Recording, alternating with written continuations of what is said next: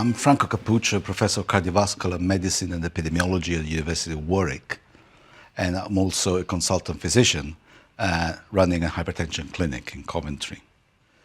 Hypertension is a common problem in our country and affects all groups of the population, from young to middle age to old, from men to women. But one aspect I want to address is, in a modern society which is far more diverse as time goes, is the variation in the risk of having hypertension and the opportunities we have for different detection and control in groups of different ethnic background. In Britain, at the moment, the latest census, we have over 6 million people that are defined born outside the UK or from different ethnic background, which makes more than 12% of our population. These groups are not evenly distributed around the country, but they usually cluster around large areas of large cities like London, Manchester, Birmingham, the West Midlands, and so forth. So that maybe for some of you listening to me would be less of a problem than for others. When I say a problem, less of a daily clinical challenge in dealing with patients that come from such a diverse areas of the world. Why are we concerned about that? Why are we discussing this? It's because these groups, by and large, have the same sort of progression of hypertension and may respond similarly to other groups. But there are some specific areas in which they differ in terms of risk factors, clinical development, and also response to drug therapy.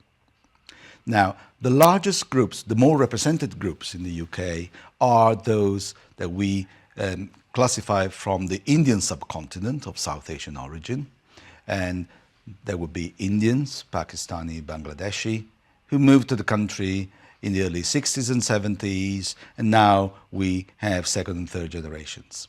And also the other large group is the group that we define as of Caribbean origin or African origin, again also reflecting waves of immigration in the 60s from the Caribbean and more recently from Africa. Now these two groups have some characteristics that deserve some attention. As far as the people of the African origin, whether they are from West Africa, East Africa or the Caribbean, do suffer from hypertension very often, very commonly, even in their own country. And we know that their hypertension appears to be of early onset, very often, so at an early age, and also may develop more severely.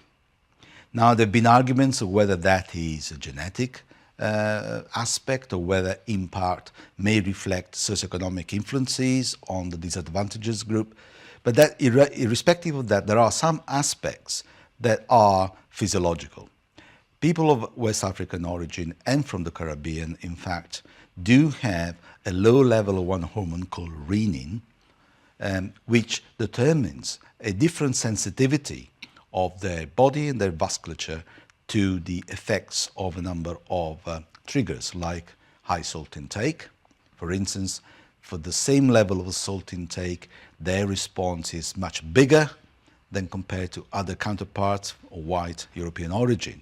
So they will benefit more from a reduction in salt intake in terms of blood pressure reduction, as well as they can have more damage if they eat more salt. Likewise, for the same mechanism, some of the responses to drug therapy may vary in these groups.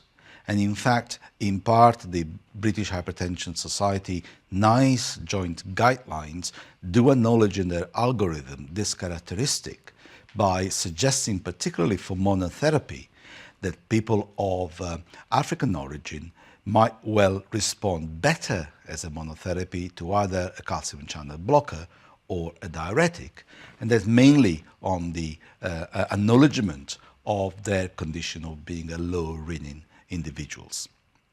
Likewise, the outcomes in these groups may vary epidemiologically from those of the white counterpart group. They're more prone to develop strokes as a result of high blood pressure, and their strokes are more likely to be of a different nature, being so-called lacunar or small vessel disease strokes rather than due to occlusion of the large arteries.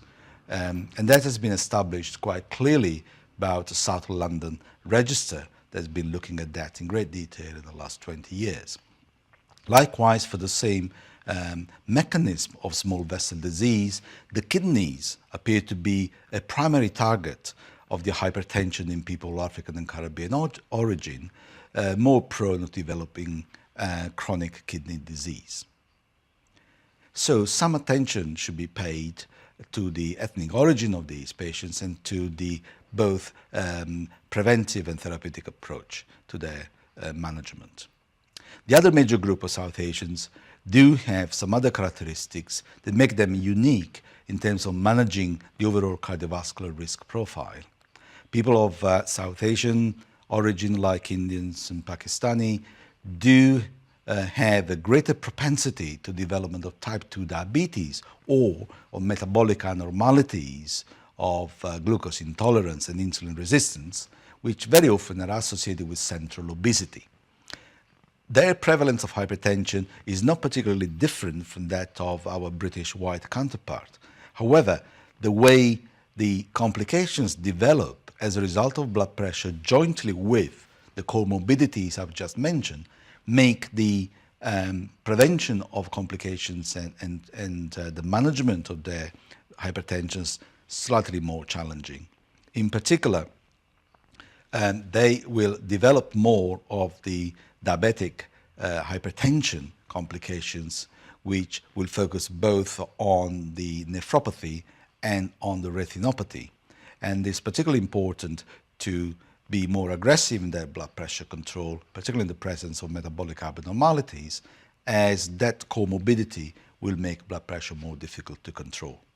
In terms of types of blood pressure classes they respond to, they will not differ of any greater extent from those that we would use in a non-Indian white counterpart. And finally, there is an issue of lifestyle factors. Most of these factors for both groups do in part find some origins or some triggers or some risks in the related behaviors they take from their original culture. Dietary aspects in Afro-Caribbeans, we know, do contain high levels of salt in their traditions, and that should be tackled with greater awareness and more preventive strategies to reduce the salt intake in people of African origin and the Caribbean. And likewise, in terms of the South Asian groups, there have been many initiatives in this country and should continue to do so in order to make them aware of the risks, for instance, of having very large amount of animal fat included in their diet, and also just to replace them with more vegetable oils or less monounsaturated fat in their cooking, which will reduce the amount of metabolic burden comes to them.